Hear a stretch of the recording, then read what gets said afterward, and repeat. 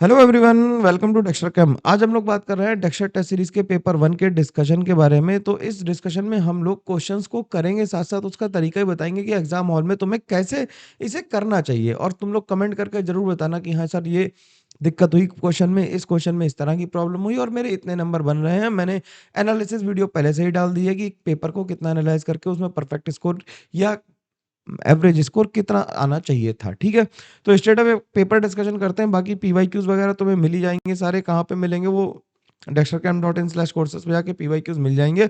2024 के पीवाईक्यूज आने वाले हैं, टेंशन लेने की जरूरत नहीं है। ठीक है, तो पहला क्वेश्चन देखते हैं। पहला क्वेश्चन कह रहा है 0.42 grams of Mg2C3 reacts with water to produce gas X. The gas X combined with O2 produces CO2. The volume of CO2 at STP पूछ रहा है। ठीक है, तो क्या कह रहा है इसमें कि पॉइंट, इसमें क्या कह रहा है, इसमें ये कह रहा है कि 0.42 ग्राम से, तो हम क्या करें, रिएक्शन लिख लें। Mg2C3 की रिएक्शन लिख लेते हैं, किससे, वाटर से। Mg2C3 की रिएक्शन क्योंकि हमें वाटर से करानी है तो गैस X पता होनी चाहिए, और हम जानते हैं मैग्नीशियम कार्बाइड को जब हाइड्रोलाइज करते हैं तो इससे प्रोपाइन बनती है। प्रोपाइन बनेगी और मैग्नीशियम हाइड्रोक्साइड बन जाएगा भाई, बन जाएगा। रिएक्शन बैलेंस कर दो, तो यहाँ पे 2 कर दें, यहाँ पे 4 कर दें, रिएक्शन हो गई बैलेंस। ठीक, रिएक्शन बैलेंस हो गई। हमारे पास जो गैस एक्स बनी वो कितनी बनी। अब इसके एक मोल से कितनी मोल बन रही है, प्रोपाइन 1 मोल बन रही है। तो इसके मोल्स कितने हैं, number of moles of Mg2C3 कितने हैं, 0.42 है, डिवाइडेड बाय मोलर मास इसका कितना आ जाएगा Mg2C3 का। Mg का है 24 गिवन है, 48 हो गया, 48 प्लस 36 हो गया 84। तो ये हो गया डिवाइड करके 5 × 10⁻³ मोल्स आ गए। भाई बोलो, यहां तक बात समझ में आ गई सबको, मोल्स आ गए। अब जितने मोल्स Mg2C3 के होंगे उतने ही किसके होंगे, प्रोपाइन के। तो number of moles of Mg2C3 consumed will be equals to number of moles of C3H4 formed। सही है, प्रोपाइन है, C3H4 लिख सकता है। अब कह रहा है कि जो गैस बनी थी, हमारी गैस क्या हो गई, एक्स, ये गैस हो गई। अब एक्स की रिएक्शन किससे करानी, O2 से करानी और CO2 बनानी है। तो C3H4 की रिएक्शन, भाई सब लोग जानते हैं कंबशन रिएक्शन O2 से कराएंगे। अगर मैं इसे O2 को थोड़ा दूर लिख लूं जिससे बैलेंस करने में आसानी रहे, बस इसलिए दूर लिख रहा हूं। तो इससे 3CO2 बनेंगे और 2H2O बनेंगे, और रिएक्शन बैलेंस करने के लिए 4O2 कर दी। ठीक, तो इसके एक मोल से कितनी बन रही है, 3 मोल बन रही है। तो मोल्स ऑफ CO2 फॉर्म कितने हो गए, मोल्स ऑफ CO2 फॉर्म कितने हो गए। धीरे धीरे सवाल को आसानी से लगाओ, देखो लगेगा लेंदी सवाल है। तो 3 इंटू जितने मोल्स प्रोपाइन के बने थे, तो ये हो गया 15 × 10⁻³ अब STP पे वॉल्यूम पूछ रहा है, तो वॉल्यूम कैसे निकालेंगे।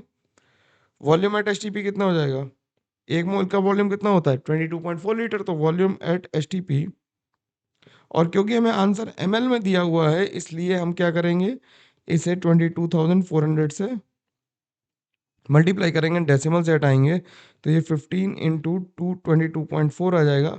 15 का टेबल तो आसानी से पढ़ा जा सकता है, 336 ml इसका आंसर आ जाएगा। ठीक है, तो आंसर आसानी से निकाला जा सकता है, प्रॉपर सवाल को लगा के, कोई इसमें प्रॉब्लम नहीं आनी चाहिए। ठीक है, चलो अगला सवाल क्या कह रहा है। अगला सवाल थ्योरेटिकल क्वेश्चन है। थ्योरेटिकल क्वेश्चन क्या कह रहा है कि in group 13 and 14 on going down the group. अब हम ऊपर से नीचे आ रहे हैं। ठीक है, ऊपर से नीचे आ रहे हैं तो लेंथेनाइट कॉन्ट्रैक्शन तो होगा ही होगा, ये ध्यान रखना। ठीक है, lower oxidation states of the compounds are more stable. Lower oxidation state ज्यादा स्टेबल है, क्यों, क्योंकि कह रहा है क्या कि down the group ionization energy जो होती है वो डिक्रीज करती है। ये बात सही है, लेकिन लोअर ऑक्सीडेशन स्टेट को फेवर करने के लिए सही नहीं है। ठीक है, हमें जो क्वेश्चन पूछा गया है उसके करस्पॉन्डिंग आंसर देना है, ना कि जो बातें सही लिखी हैं। Poor shielding of electron in S and P orbitals, नहीं, एस और पी वाले तो ज्यादा शील्ड करते हैं। Down the group electronegativity decrease, ये भी बात सही है, लेकिन रिलेवेंट नहीं है क्वेश्चन से। तो एक ही ऑप्शन बचता है कि outer shell electrons are less shielded from the nucleus due to the presence of d electrons in the penultimate shell. ये बात सही है कि डी इलेक्ट्रॉन्स आ जाएंगे, डी और एफ इलेक्ट्रॉन्स आने की वजह से क्या होगा कि शील्डिंग पुअर होगी, जिसकी वजह से लोअर ऑक्सीडेशन स्टेट जो होंगी वो ज्यादा फेवरेबल होंगी। तो आंसर हम डी मार्क कर देंगे। ठीक है, अगला सवाल देखते हैं। अगला सवाल जो कह रहा है, हमसे कह रहा है कि 2a + c gives p। The mechanism is as follows, हमसे कह रखा है कि एक इक्विलिब्रियम कांस्टेंट दे रखा है और जो रेट कांस्टेंट दे रखा है ये हमारी स्लो रिएक्शन होगी, ये हमारी स्लो रिएक्शन होगी। अब हमें रेट लॉ एस्टेब्लिश करना है बेसिकली, तो रेट लॉ हम क्या लिखते हैं, स्लो स्टेप के लिए लिखते हैं क्या, आर इज इक्वल टू के फॉरवर्ड लिख दें, और जो स्लो रिएक्शन है वो एलिमेंट्री रिएक्शन होगी, और हम जानते हैं कि रेट लॉ में कभी भी इंटरमीडिएट नहीं आ सकता, तो ये बी और बी क्या है, इंटरमीडिएट है, तो बी को एलिमिनेट करेंगे तो ऊपर वाली रिएक्शन से के इक्विलिब्रियम को क्या लिख लेंगे, के इज इक्वल टू हो जाएगा बी अपॉन ए का होल स्क्वायर। तो यहाँ से बी की वैल्यू कितनी आ गई, बी की वैल्यू बच्चा लोग आ गई कितनी, के इंटू ए का स्क्वायर, के इंटू ए का स्क्वायर आ गई, तो इसे उठा के यहाँ पे पुट कर देते हैं, तो आर की वैल्यू जो आ गई, जो आर है वो D P by D T के बराबर ही होगा, विच इज इक्वल टू के इंटू के एफ टाइम्स ए का स्क्वायर इंटू सी। ठीक है, तो आंसर क्या आ गया, आंसर हमारा बी आ गया। अब अगले क्वेश्चन की तरफ चलते हैं, और अगला क्वेश्चन क्या कह रहा है ये देखते हैं। अगला क्वेश्चन कह रहा है हमसे कि सिस 2 फिनाइल साइक्लोहेक्सेनॉल की रिएक्शन Na से कर रही है जिससे A बना। अब सबसे पहले इस क्वेश्चन में आगे बढ़ने से पहले हमें ये पता होना चाहिए कि सिस 2 फिनाइल साइक्लोहेक्सेनॉल का स्ट्रक्चर कैसा बनाएंगे। तो स्ट्रक्चर ड्रॉ करते हैं, थोड़ा इधर से कर लेते हैं।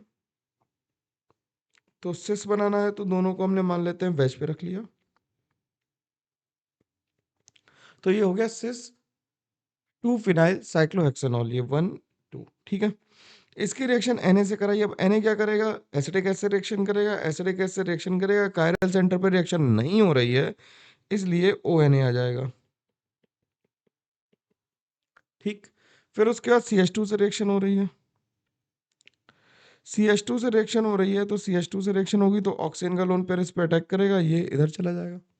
तो क्या बना भाई, अभी भी कायरल सेंटर देख लो ध्यान से, इन्वॉल्व नहीं है, कायरल सेंटर इन्वॉल्व नहीं है ना यार, देखो भाई बिल्कुल ध्यान से देखो कि कायरल सेंटर इन्वॉल्व नहीं है।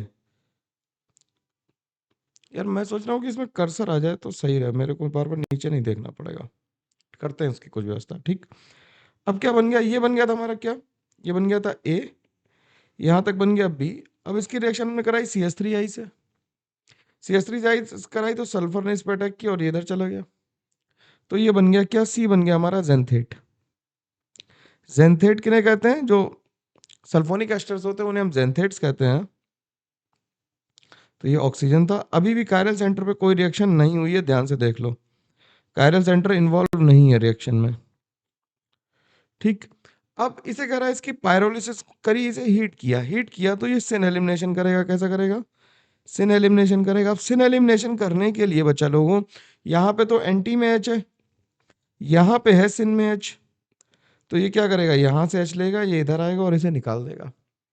तो ये थोड़ा सा टीडीएस क्वेश्चन था, तो ये बन गया क्या, यहाँ पे आ गया PH, यहाँ पे आ गया H और ये आ गया this, ठीक। अब इसकी नेमिंग करेंगे तो क्या आ जाएगा, 1 2 3, तो ये आ जाएगा 3 फिनाइल साइक्लोहेक्सीन।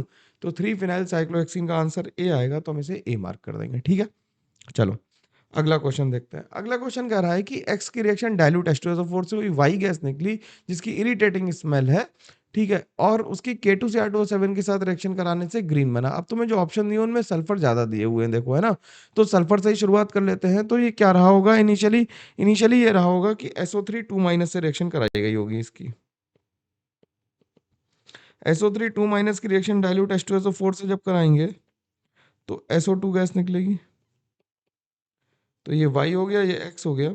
ये पता कैसे चला, अगर हम कार्बोनेट लेते तो CO2 निकलती, कार्बोनेट लेते तो CO2 निकलती, लेकिन CO2 K2CR2O7 के साथ कोई रिएक्शन नहीं देती। और सल्फर जब H2S ले लेते तो वो येलो कोराइडल सल्फर बनाता, ग्रीन कलर नहीं आता। और SO2 की रिएक्शन जब कराते किससे, K2CR2O7 से कराते हैं H2SO4 के साथ, H2SO4 के साथ, तो इससे क्या बन जाता है, क्रोमियम सल्फेट बन जाता है, जिसकी ऑक्सीडेशन नंबर +3, और +3 में क्रोमियम कैसे कलर का है, ग्रीन कलर का है। तो ये बात सही हो जाएगी, तो SO3 और SO2 आ गया, SO3 2- और SO3 सल्फाइड का टेस्ट है, ग्रुप 1 के सभी लोग जानते हैं, कर लेंगे। अब क्या कह रहा है, the colour of the potassium dichromate is due to, अब पोटेशियम डाइक्रोमेट का कलर होता कैसा है, पोटेशियम डाइक्रोमेट होता है ऑरेंज कलर का। अब ऑरेंज कलर का कलर जो जनरली लोग गलती कर देते हैं, जनरली लोग इसमें DD ट्रांजिशन मार्क कर देते हैं, लेकिन हमेशा कलर DD ट्रांजिशन की वजह से नहीं आता है, ये बात समझने की जरूरत है, हमेशा कलर DD ट्रांजिशन की वजह से नहीं आता है। तो K2CR2O7 जरा लिखना, K2Cr2O7 में क्रोमियम +6 ऑक्सीडेशन स्टेट में, यानी कि 3D 0 है। तो डी ट्रांजिशन की तो कोई पॉसिबिलिटी नहीं है। ऐसे में कलर आता है ligand to metal charge transfer से, ligand to metal charge transfer से कलर आता है। ठीक, ligand to metal charge transfer से कलर आता है, तो आंसर सी आ जाएगा। ऐसा ही सेम कलर आता है KMnO4 में भी, KMnO4 में भी सेम कलर आता है, और इसे कहते हैं LMCT, ligand to metal charge transfer. तो जिसमें भी D0 कॉन्फ़िगरेशन है और वो कलरफुल है, तो इसका मतलब क्या है, कलर आ रहा है DD ट्रांजिशन की वजह से। ठीक है, सॉरी, DD ट्रांजिशन की वजह से नहीं आ रहा है, LMCT की वजह से आ रहा है। ठीक, अगला क्वेश्चन क्या कर रहा है, अगला क्वेश्चन कह रहा है the correct statement for the metal carbonyl MCO6 is और आर, करेक्ट स्टेटमेंट क्या है। अब MCO6 में क्या हो रहा है, सिग्मा, जो CO होता है, CO क्या होता है, CO is a sigma donor and pi acceptor.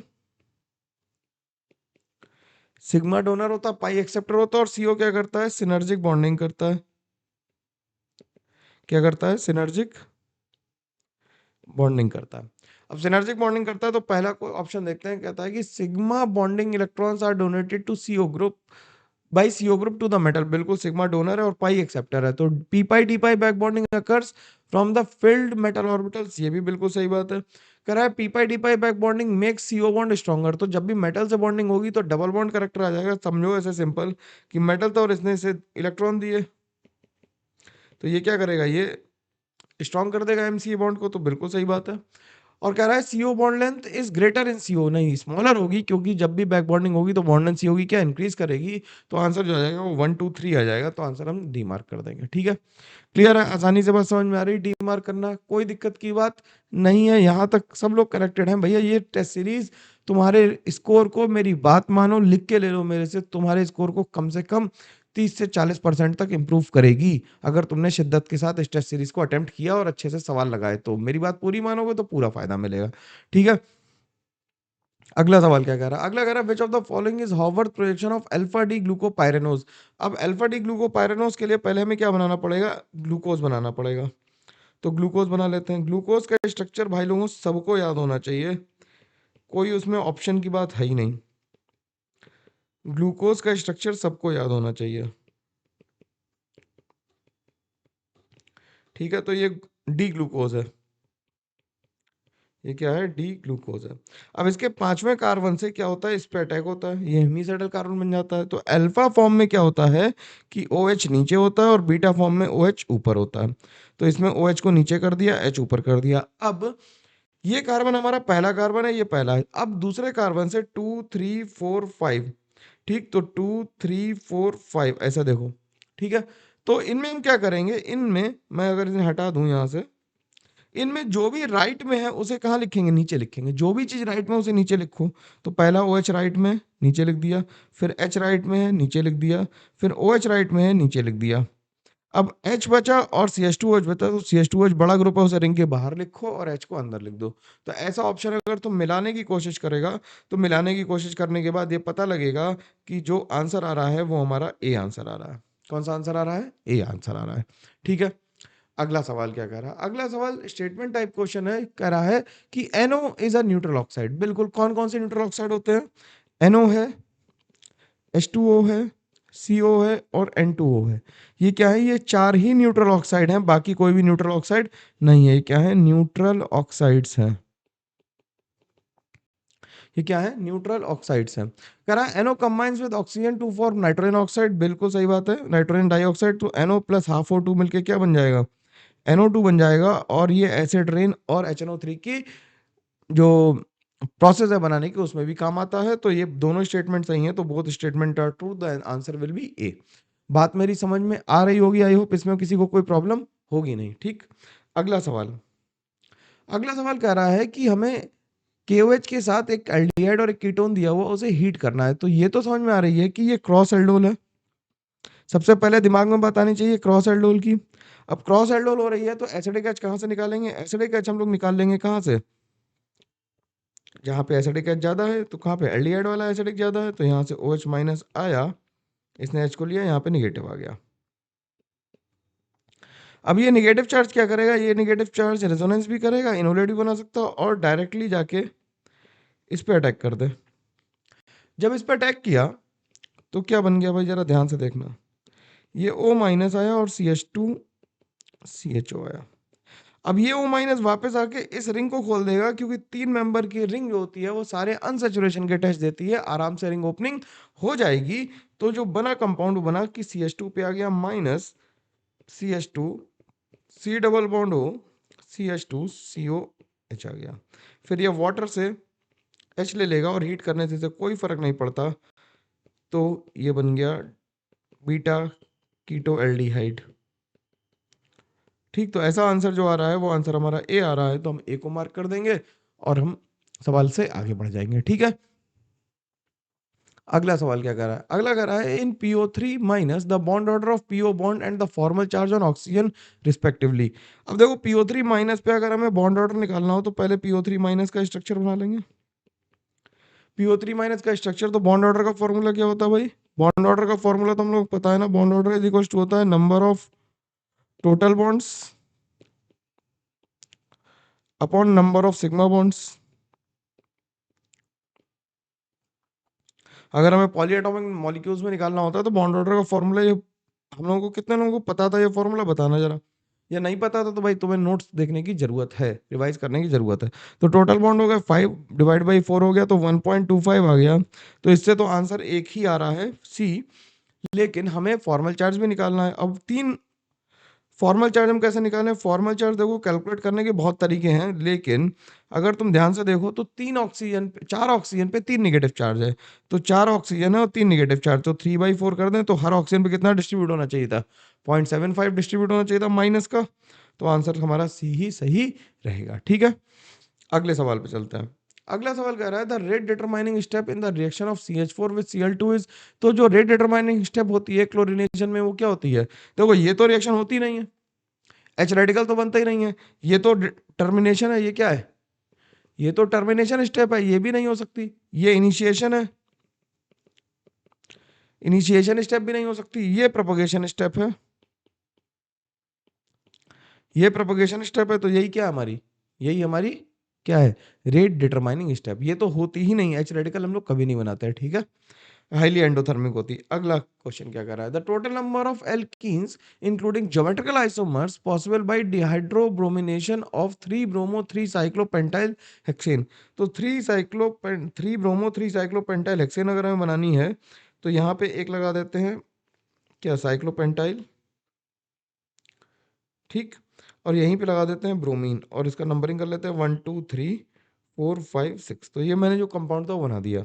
अब इसमें अल्कोहलिक KOH के साथ अगर हम रिएक्शन कराएंगे तो भाई एक कंपाउंड तो ये बन जाएगा जो कोई ज्योमेट्रिकल आइसोमेरिज्म शो नहीं करेगा, तो इससे एक ही बनेगा। दूसरा क्या होगा, इधर भी बीटा है इधर भी बीटा है, तो दोनों तरफ से H निकाल दो जरा, तो ये आ जाएगा CH3 CH double bond C, ऊपर आ जाएगा CH2 CH2 CH3, और एक तरफ आ जाएगा साइक्लोपेंटाइल। ये ज्योमेट्रिकल आइसोमेरिज्म शो करेगा, तो इससे बनेंगे 2, क्योंकि इसमें अलग अलग ग्रुप्स हैं, 2 बनेंगे, और plus CH3 CH2 single bond C, और यहाँ पे आ जाएगी ये रिंग, और यहाँ बन जाएगा CH, और ये बन जाएगा CH2 CH3। ठीक है, तो ये भी ज्योमेट्रिकल आइसोमेरिज्म शो करेगा। तो टोटल कितने बन गए, टोटल बन गए 5 कंपाउंड हमारे पास, कितने बन गए, 5 कंपाउंड बन पाए आसानी से, कोई दिक्कत की बात नहीं है। ठीक, अगला सवाल क्या कह रहा है aromatic nitriles are not prepared by the reaction of. अब जो एराइल हैलाइड्स होते हैं, अगर ध्यान से देखो तो एराइल हैलाइड और हेलोजन के प्लस एम इफेक्ट की वजह से एसएन रिएक्शंस नहीं देते, तो ये नो रिएक्शन है, तो SN2 इज नॉट पॉसिबल। और बाकी सबसे बन जाएंगे, हम लोगों ने रिएक्शन देख रखी है, कोई दिक्कत की बात नहीं, बाकी सबसे हम लोग बना देंगे। तो आंसर क्या आ जाएगा, आंसर इसका ए आ जाएगा। ठीक, SOCl2 वाली मैकेनिज्म लिखने की कोशिश करना, आसानी से बन जाएगी। ठीक है, क्या कर रहा है, the peptide bond and 2 alpha amino acid is actually क्या होता है, एमाइड बॉन्ड होता है वो तो, लेकिन हमें तो क्या करना है, अल्फा अमीनो एसिड लिख लेते हैं। तो मान लो यहाँ पे लिख लिया NH2, ये COH हो गया, यहाँ पे R लिख लेते हैं, और यहाँ पे लिख लेते हैं NH2 CH, R प्राइम लिख देते हैं, और ये बन गया COH। तो यहाँ से क्या बन जाता है, RCH NH2 CONH CHR prime, और COH, और इस बॉन्ड को हम लोग क्या कहते हैं, this bond is called peptide bond, और ये कैसा है, एमाइड है। ठीक है, सही है। अगला क्वेश्चन पे चल सकते हैं। अगला क्वेश्चन कह रहा है N orange coloured compound A. अब ऑरेंज कलर कंपाउंड है तो K2Cr2O7 तुम्हारे दिमाग में पहले आना चाहिए, और लकीली ऑप्शन में भी दिया हुआ है। और कह रहा है when treated with NaCl and concentrated H2SO4 reddish brown vapours. अब NaCl H2SO4 के साथ अगर हम K2Cr2O7 डाल दें तो रेडिश ब्राउन वेपर किसके आते हैं, CrO2Cl2 के, क्रोमाइल क्लोराइड के। ठीक है, this vapour when pass through NaOH gives yellow colour किसका आएगा, Na2CrO4 का, और लेड एसीटेट डालने से PbCrO4 का क्या आ जाएगा, लेड प्रेसिपिटेट आ जाएगा। तो इसकी रिएक्शंस लिख दें फटाफट। इसकी रिएक्शन लिख दो, मतलब ये तो आसान सवाल है, चलो लिख देते हैं। क्या लिखते हैं, K2Cr2O7 जो कि हमने A एज्यूम किया है, इसकी रिएक्शन NaCl से हुई और इसकी रिएक्शन कॉन्सेंट्रेटेड H2SO4 से हुई, तो क्या बन जाएगा, इससे हमें केवल जो मेन प्रोडक्ट है वो बनाने की जरूरत है, सारा कुछ लिखने की जरूरत नहीं है। तो हमें बैलेंस रिएक्शन लिखने की जरूरत कतई भी नहीं है। ठीक है, ये ऑरेंज रेड वेपर्स हैं, या फिर रेड ब्राउन लिख दें, इसे एक ही बात है।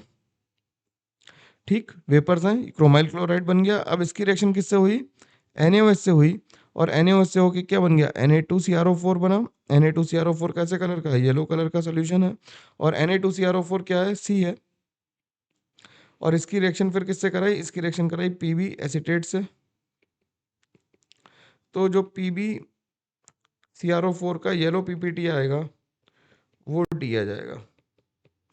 तो इसमें कौन सा ऑप्शन नहीं है, नॉट रिजेंबल्स पूछ रहा है, ध्यान से देखो, नॉट रिजेंबल पूछ रहा है, खुशी में ए आंसर मार्क मत कर देना, तो आंसर क्या जाएगा, डी आ जाएगा। ठीक है, कोई दिक्कत की बात नहीं, आगे बढ़ सकते हैं।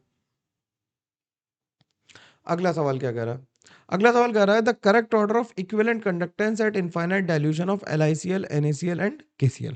अब LiCl NaCl और KCl में तुम Cl तो सब में कॉमन है, तो हम ये कह सकते हैं कि LiCl में कोवेलेंट करेक्टर सबसे ज्यादा है,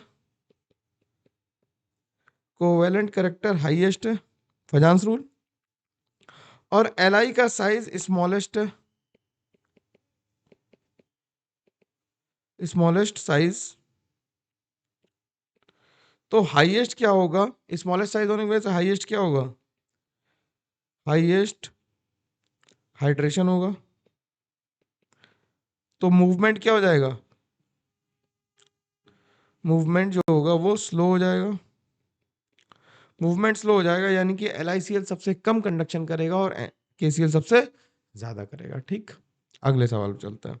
अगला कह रहा है which of the following is aromatic. तो एरोमेटिक वाले देखना है तो इसमें कितने इलेक्ट्रॉन्स है, 2n पाई, इसमें 2 पाई इलेक्ट्रॉन्स है, तो ये हो गया। इसमें भी 2 पाई इलेक्ट्रॉन्स है, तो ये भी हो गया। इसमें कितने 6 पाई इलेक्ट्रॉन्स है, तो ये भी हो गया। और ये एंटी एरोमेटिक हो गया, तो आंसर क्या आ गया, 1 2 4 आ गया। ठीक, अगला सवाल कह रहा है कि the number of lone pair of electrons on central atom of sulphur CH4 and HCF4 is.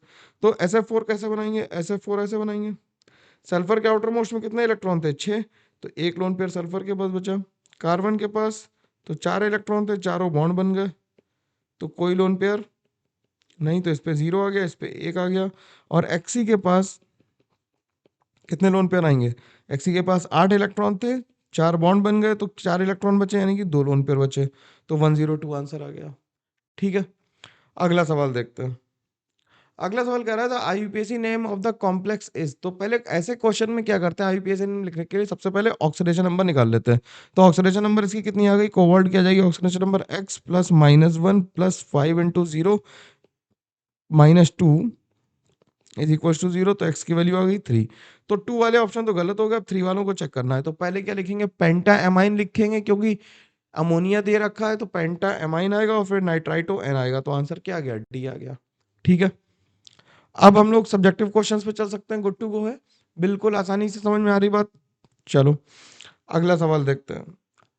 अगला सवाल कह रहा है on electrolysing the solution of sodium acetate the volume of the ratio of gas is form at anode and cathode.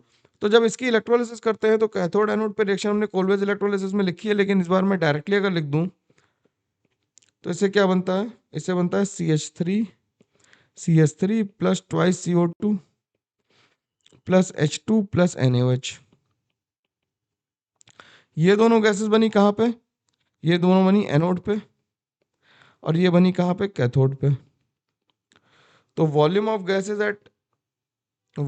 Gases at anode कितना हो गया, anode हो गया 3 और volume of gases at 3v हो गया और एन कैथोड पे कितना हो गया v हो गया। तो रेशियो कितना आ गया, रेशियो आ गया 3v/v यानी कि 3 आ गया। ठीक है, अगर तुम अलग अलग लिखना चाहो अलग अलग लिख के भी करोगे तो आंसर सेम ही आएगा। ठीक है, बैलेंस करना जरूरी होगा रिएक्शन को, ये बात ध्यान रखना। ठीक, अगला सवाल कह रहा है कि लाइसिन की हमें pK1 pK2 pK3 value given है और जिसका हमें आइसो इलेक्ट्रिक पॉइंट बताना है। तो आइसो इलेक्ट्रिक पॉइंट का फॉर्मूला क्या होता है, आइसो इलेक्ट्रिक पॉइंट का जो फॉर्मूला होता है वो क्या होता है, pK1 प्लस pK2/2। अब लेकिन ये ध्यान रखना कि दो pK कौन सी लेनी, इसका ध्यान रखना। ये pK हम लोग इसे रेफर नहीं करना है, ठीक है ना, ये जनरल फॉर्मूला है, इसे हम pK1 प्लस pK2 नहीं लिख सकते, लेकिन K1 और K2 कौन से होने चाहिए, जो ज्वेटर आयन के एक पहले वाली pK और एक बाद वाली pK हो। तो इस लाइसिन को दोबारा लिख लिया जाए भाई, और स्टेप बाय स्टेप इसके क्या निकाले जाएं, हाइड्रोजन निकाले जाएं। तो सबसे एसिडिक हाइड्रोजन कौन सा दिख रहा है, जो सबसे एसिडिक हाइड्रोजन दिख रहा है वो एसिटिक एसिड का दिख रहा है,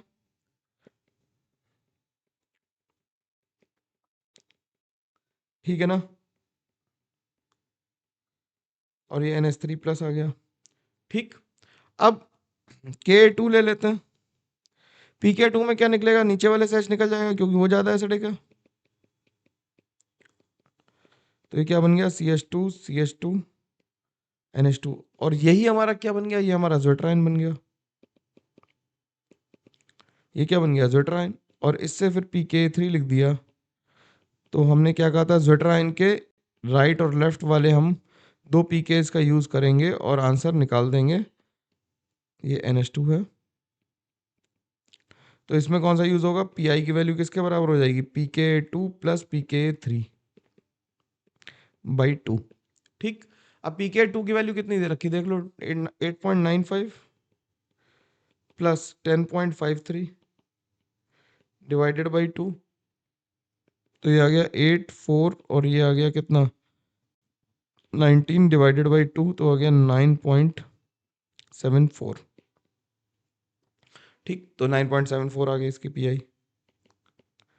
ठीक, Pi सेम एज pH। ठीक, अगला सवाल क्या कर रहा है, a current of 0.55 ampere deposited 0.55 grams of a metal in 100 minutes, calculate the atomic mass of the metal if equivalent weight हमें गिवन है। तो W equals to Faraday's law हमसे क्या कहता है, W इक्वल्स टू ZIT होता है। Faraday's law क्या कहता है, W इक्वल्स टू ZIT होता है। अब ZIT है तो W की वैल्यू हमें पता है, W को हम लिख सकते हैं E/96500 इंटू I/T, और W की वैल्यू हमें दे रखी है 0.55, और E को हम लिख सकते हैं molecular mass upon n factor into 96500 into current की वैल्यू दे रखी है हमें 0.55 एम्पियर, और टाइम दे रखा है हमें 100/60, क्योंकि हम सेकंड्स में डील करेंगे। तो ये तो पूरा कैंसिल ही हो गया यार, 2 0 से 2 0 कैंसिल हो गए, ये 20 आ गया। तो M की वैल्यू आ गई 965 डिवाइड बाई 20। तो इसे अगर हम डिवाइड कर दें तो 2 4 जाए 2 8 जा 2 48.25 आ गई। ठीक है, तो आंसर आ गया ये। अगला सवाल क्या कह रहा है, अगला सवाल बफर सोल्यूशन का कह रहा है कि pH of 0.01 molar ammonium sulphate and 0.02 molar NH4OH is. तो ऐसे क्वेश्चन को हम क्या करेंगे कि बफर में हेंडरसन इक्वेशन यूज करेंगे, POH क्योंकि बेसिक बफर है, POH is equal to PKB plus log salt by acid, Henderson equation use करेंगे, सॉल्ट बाई बेस। और कंसंट्रेशन ऑफ जो सॉल्ट होगा वो 0.01 और इसके एन फैक्टर 2 है तो 0.02 आ जाएगा, और कंसंट्रेशन ऑफ बेस जो है वो भी हमें 0.02 दिया हुआ है। तो POH किसके बराबर हो गई, POH जो हो गई वो हो गई PKB plus log 0.02 divide by 0.02, तो इससे कैंसिल हो गया। तो POH बराबर आ गई किसके, PKB के बराबर आ गई, और तो PH किसके बराबर आ जाएगी, तो इसे हम लिख लें 14 minus PH is equal to हो जाएगा 14 माइनस PK। ये सब कैंसिल हो गया आपस में, तो PH is equal to PK आ गई। बिल्कुल कैलकुलेटर की जरूरत नहीं, कोई सवाल आने की परेशानी की बात नहीं है। तो ये 9.26 कितना 24 दिया 26 दिया तो आंसर यही आ गया हमारे पास में। ठीक है, बिल्कुल आसानी से निकाल पा रहे हैं, कोई दिक्कत की बात नहीं है। अगला सवाल कह रहा है कि ammonium carbamate in equilibrium with ammonia and CO2 as. ठीक है, इफ टोटल प्रेशर इक्विलिब्रियम में हमें गिवन है, तो हमें रिएक्शन क्या गिवन है, अमोनियम कार्बामेट दे रखा है और ये इक्विलिब्रियम पे अमोनिया के साथ इक्विलिब्रियम में है। तो ये 2p हो गया और ये p हो गया, ये तो प्रेशर लिखेंगे नहीं। इक्विलिब्रियम पे t इक्वल्स टू टी पे ये लिखा, ठीक है। तो 2p प्लस p की वैल्यू हमें कितनी दे रखी है? 2p प्लस p की वैल्यू जो हमें दे रखी है वो हमें 3 दे रखी है इक्विलिब्रियम पे। तो p की वैल्यू कितनी आ गई? 1 atm आ गया। तो kp की वैल्यू किसके बराबर हो जाएगी? पार्शियल प्रेशर ऑफ अमोनिया का whole square into partial pressure of CO2 के बराबर। पार्शियल प्रेशर ऑफ अमोनिया कितना आ गया? 2, 2 का होल स्क्वायर इनटू 1 यानी कि 4 atm क्यूब आ गया आंसर। तो आंसर कितना लिख देंगे? 4 लिख देंगे, ठीक। तो इस तरह से ये पेपर डिस्कस हो गया। इस पेपर में मैंने जैसा कि पहले बताया, above 65 is a very good score. मतलब अगर वेरी गुड स्कोर की बात करें तो अबव 65, तो 60 65 तक एवरेज स्कोर है। और इसमें नंबर जो आने चाहिए थे अच्छे बच्चों के, वो 85 प्लस नंबर आ जाने चाहिए थे। कुछ एक सवालों को छोड़ के बाकी सिंपल थे, आसानी से लग जाना चाहिए था। मेंस का ही लेवल है, बिल्कुल भी कठिन नहीं है। तो मैं कैसा लगा पेपर कमेंट करके जरूर बताओ। तब तक के लिए thank you very much, take care, bye bye.